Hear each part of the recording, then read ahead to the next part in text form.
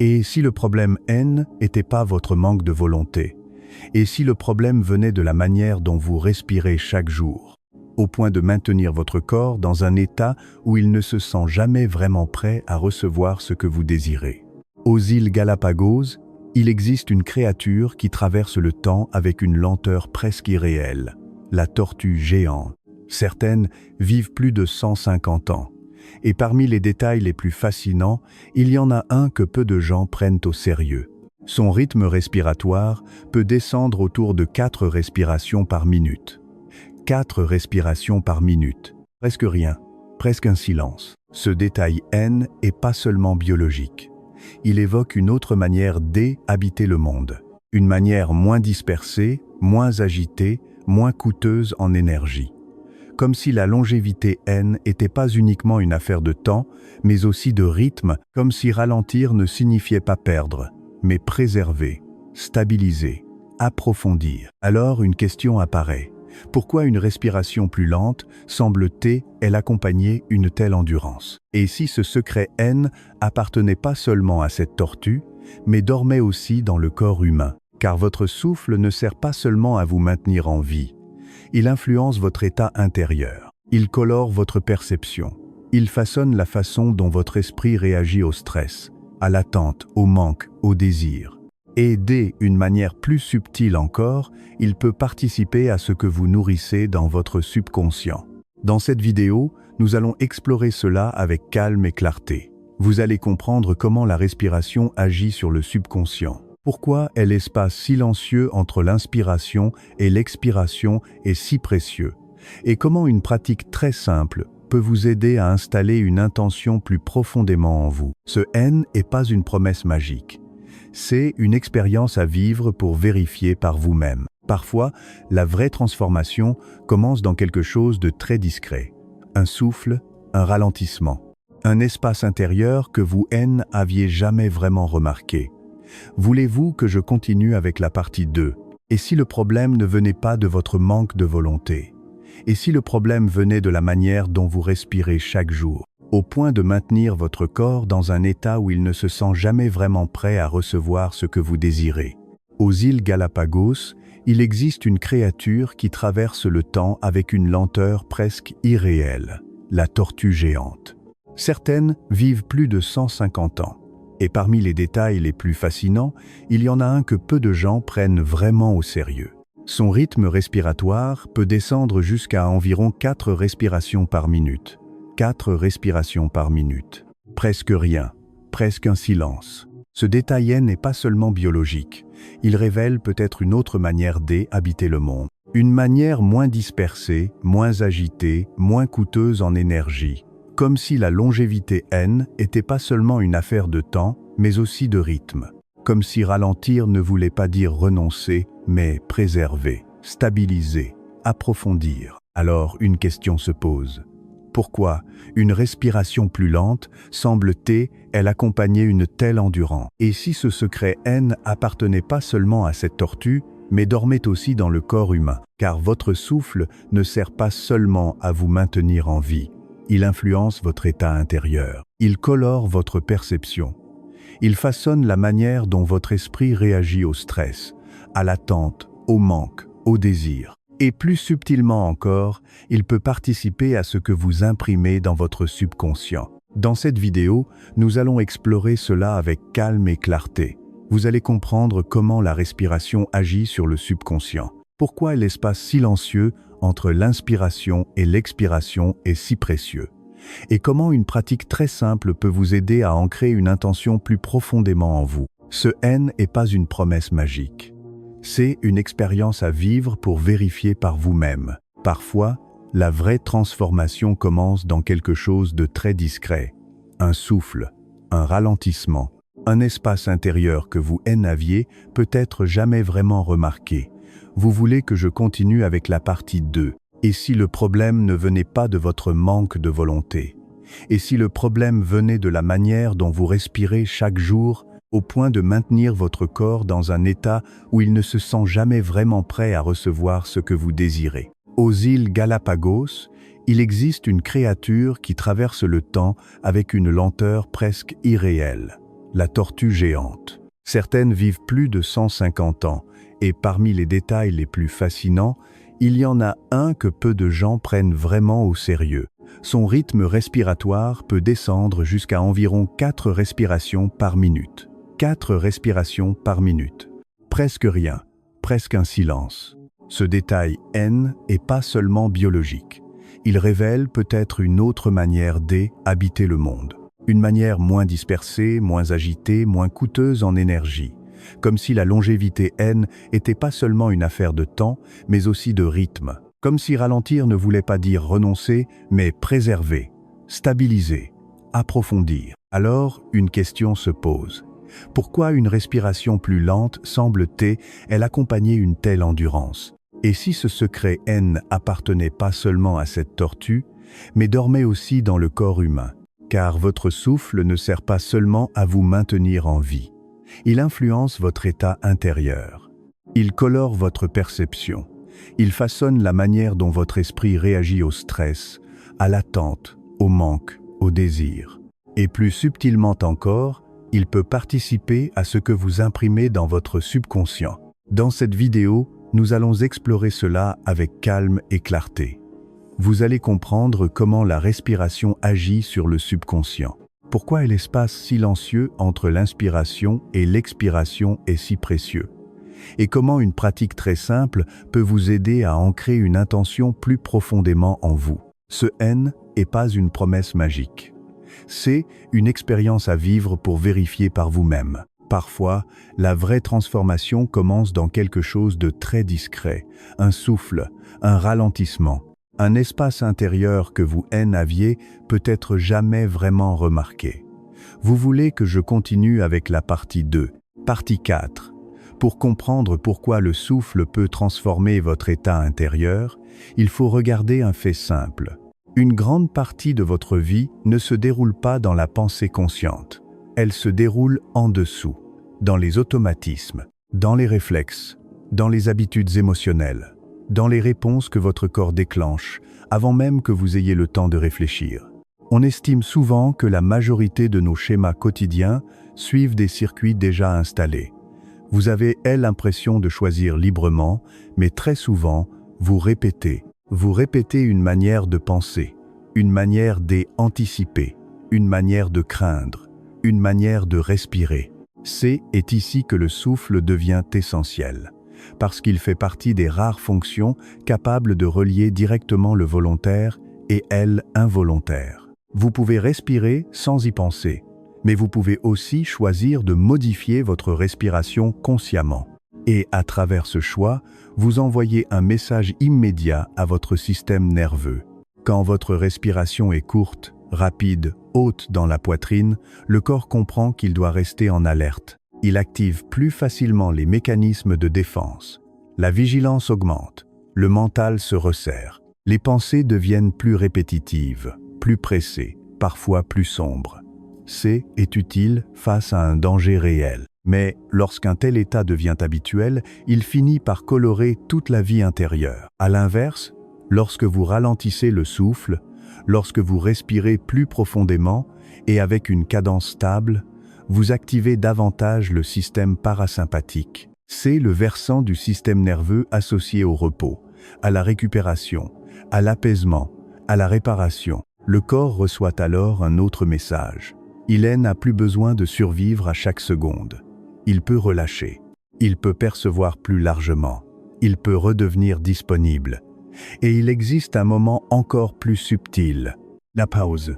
Cet espace très bref entre inspiration et expiration ou entre expiration et inspiration suivante.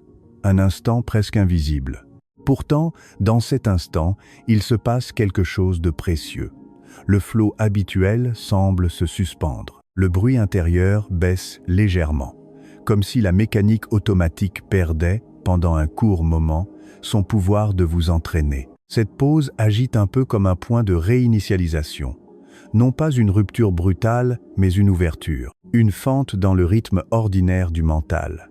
Et dans cette fente, vous pouvez introduire une intention plus clairement. Sur le plan cérébral, cela peut accompagner un glissement progressif d'un état très analytique et tendu vers un état plus calme et réceptif, souvent associé aux ondes alpha. L'état bêta domine quand vous êtes absorbé par les problèmes, la pression, la comparaison, l'urgence. L'état alpha, lui, correspond davantage à une présence détendue, lucide, ouverte. Vous ne dormez pas. Vous n'êtes pas absent. Vous êtes simplement moins fragmenté. C'est dans cet état que l'imagination devient plus nette, que la visualisation pénètre plus profondément, que certaines croyances nouvelles ont plus de chances d'être accueillies au lieu d'être immédiatement rejetées. Il faut aussi mentionner un élément physiologique important. Lors d'une courte rétention de souffle, le taux de dioxyde de carbone augmente légèrement. Bien dosé, cela peut favoriser une meilleure dilatation des vaisseaux et une sensation de concentration plus fine. Mais il y a une nuance essentielle. Le but n'est jamais de forcer. Le but n'est jamais de se prouver quelque chose. Une pratique juste reste confortable, progressive, mesurée. Si vous avez des antécédents respiratoires, cardiovasculaires ou une sensibilité particulière, adaptez toujours l'exercice avec prudence. La respiration n'est pas un exploit. C'est un langage. Et le corps, lui, ne parle pas en théorie.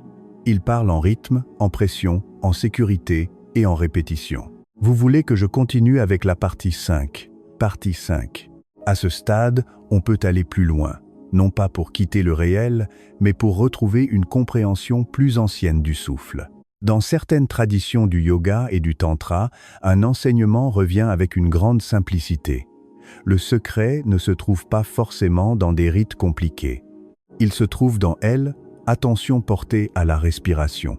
Une idée attribuée à Shiva traverse ces textes anciens.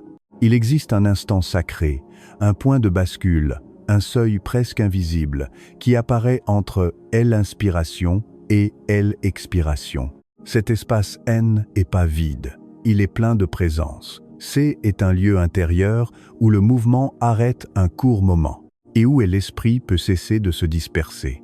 Vous n'êtes pas obligé de croire à une lecture mystique pour en saisir la profondeur. Vous pouvez aussi le comprendre comme une expérience très concrète. Quand le souffle ralentit, quand la pause devient consciente, quelque chose en vous cesse de tirer dans tous les sens. L'agitation se réduit, l'attention se rassemble. Et cette cohérence change déjà votre manière de sentir, de penser, de choisir. La tradition parle aussi de 3 grands canaux d'énergie. Ida représente la qualité lunaire, l'intuition, la douceur, le calme. Pingala représente la qualité solaire, l'action, la clarté, la structure. Et entre les deux se trouve Sushumna, l'axe central, le passage de l'équilibre, l'espace de transformation. Là encore, on peut entendre cela de 2 façons, soit comme une carte énergétique subtile, soit comme une métaphore très fine de la psychologie humaine. En chacun de nous, il y a des polarités. Le repos et l'élan. L'accueil et la décision. La sensibilité et la logique. Quand ces dimensions s'opposent, l'esprit se fragmente. Quand elles coopèrent, une sensation d'alignement apparaît. C'est peut-être cela, au fond, que ces anciens textes ont essayé de transmettre. Lorsque les forces contraires cessent de se battre, une voie plus centrale s'ouvre, et dans cette voie, la conscience devient plus stable. C'est ici qu'intervient le mantra Sohum. À l'inspiration, intérieurement, So. À l'expiration, intérieurement, Rien à croire aveuglément, rien à dramatiser. Ce mantra peut être reçu de manière très simple, comme un son intérieur, comme une encre d'attention, comme un rythme qui évite au mental de repartir dans ses boucles. Il accompagne le souffle au lieu de le contrôler brutalement. Il donne une direction douce à l'esprit. Avec So sur inspiration, puis sur expiration, beaucoup ressentent une forme d'apaisement plus profond, non pas parce qu'un miracle se produit, mais parce que l'attention cesse de se disperser. Le corps se calme, le système nerveux se régule, et l'être intérieur retrouve un sentiment d'unité. Ce qui est ancien n'est pas forcément dépassé. Parfois, cela attend simplement d'être relu avec le langage d'aujourd'hui. La science moderne parle de régulation nerveuse. Les traditions anciennes parlaient de présence, d'énergie et de conscience. Les mots changent. Et l'expérience, elle, reste étonnamment proche. Et peut-être que la vraie question N est pas de savoir quel langage vous préférez. La vraie question est plus simple. Que se passe-t-il en vous lorsque vous entrez vraiment dans ce silence entre deux souffles? Partie 6. Passons maintenant à la pratique. C'est ici que tout devient concret. Pas besoin de créer une ambiance parfaite, ni de chercher une performance. Peu mais profond. C'est largement suffisant. Ne cherchez pas à bien faire à tout prix. Cherchez surtout à être présent. Commencez par choisir un endroit calme. Asseyez-vous au sol, jambes croisées ou sur une chaise, les pieds bien posés. Gardez le dos droit, sans rigidité. Relâchez les épaules, desserrez la mâchoire, lissez le front, puis fermez doucement les yeux. Avant même de respirer différemment, choisissez une intention. Une seule. Quelque chose de clair. Pas une idée vague, mais un désir que vous pouvez ressentir. Peut-être plus de paix, peut-être une relation plus saine, peut-être une stabilité intérieure, financière ou émotionnelle. Et l'important est que cette intention ne soit pas seulement pensée. Elle doit aussi toucher quelque chose de vrai en vous. Ensuite, installez le rythme de base. Inspirez par le nez pendant 4 temps. Retenez le souffle pendant 7 temps. Expirez lentement par la bouche pendant 8 temps. Puis, recommencez. Si vous débutez, faites entre 5 et 7 cycles seulement. Cela suffit pour créer un changement réel dans votre état intérieur. Si la rétention de 7 temps vous paraît trop longue, réduisez la pause à 4 temps. N, imposez rien au corps. Le but N est pas de battre un record. Le but est de construire une respiration stable, sûre et régulière. Quand le corps se sent en sécurité, le mental commence à lâcher prise. Le moment clé de la manifestation intérieure se trouve précisément dans la rétention. Dans ce bref arrêt, quelque chose devient plus silencieux. C'est là que vous laissez entrer votre intention, pas comme une commande forcée, comme une réalité que vous autorisez à prendre forme. Pendant cette pause, imaginez ce que vous souhaitez comme si cela avait déjà commencé. Ne vous contentez pas de voir une image. Ressentez, si vous cherchez l'amour, ressentez la chaleur d'être choisi, accueilli, respecté. Si vous cherchez l'abondance, ressentez le soulagement, la stabilité et l'espace intérieur. Si vous cherchez la clarté, ressentez la solidité, la netteté, la confiance tranquille. Vous pouvez accompagner cela une phrase simple. Je m'aime ouvre à plus de paix. Je mérite d'être aimé. Je deviens plus clair, plus stable, plus aligné. Choisissez une phrase qui sonne juste pour vous. Si elle paraît trop grande ou trop artificielle, simplifiez-la. Le subconscient répond mieux à ce qui semble vrai qu'à ce qui sonne spectaculaire. Vous pouvez aussi utiliser so sur l'inspiration, puis sur l'expiration. Mentalement, sans bouger les lèvres. So, so, Ce rythme aide beaucoup lorsque le mental est bruyant. Il ramène l'attention au souffle et évite de repartir dans les scénarios habituels. Si vous souhaitez aller plus loin, vous pouvez transformer cette pratique en rituel de 101 souffles. Le principe reste le même. Vous gardez une respiration consciente, une intention claire et une présence régulière. Vous ne cherchez pas l'intensité. Vous cherchez la répétition calme. Car ce N n'est pas un souffle isolé qui reprogramme une habitude intérieure. C'est un état répété assez souvent pour que le corps et le cerveau commencent à le reconnaître comme familier. Il y a toutefois quelques erreurs fréquentes. La première, c'est de respirer en restant impatient. On fait l'exercice, mais intérieurement, on vérifie déjà si quelque chose change. Cette tension brouille le message. La deuxième, c'est de visualiser sans émotion. On voit une scène, mais le corps ne la croit pas. La troisième, c'est de pratiquer pendant quelques minutes, puis de passer le reste de la journée à nourrir le doute, la peur et l'auto-sabotage. Dans ce cas, l'ancien programme reprend immédiatement sa place. Rappelez-vous ceci, cette pratique ne remplace pas l'action. Elle prépare un meilleur terrain pour l'action. Elle ne crée pas votre vie à votre place. Elle vous aide à agir depuis un état plus clair, moins dispersé, moins défensif. et cela change déjà beaucoup.